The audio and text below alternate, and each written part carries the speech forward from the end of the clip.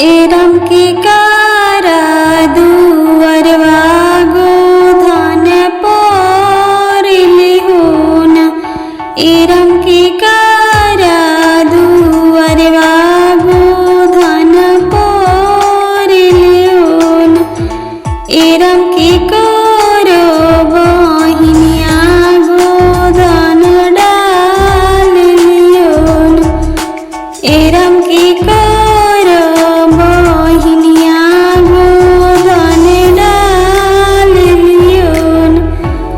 एरम के कोरो बिटिया गोधन डालिले होन। एरम के कोरो बिटिया गोधन डालिले होन।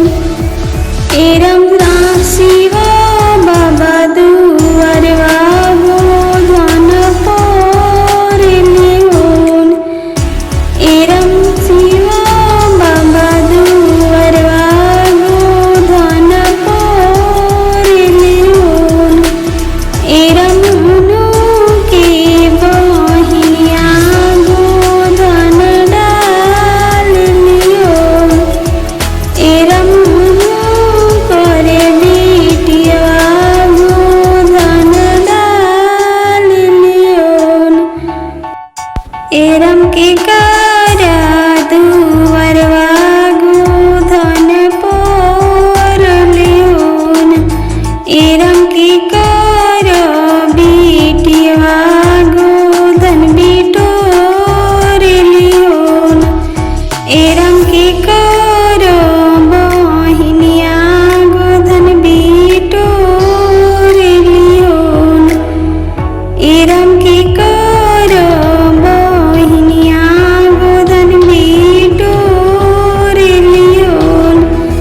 एरम शिवा बाबा दुअरवा गोधन पोरिले होन। एरम हुनु करे बहिनिया गोधन बिटोरिले होन। एरम हुनु करे बिटिया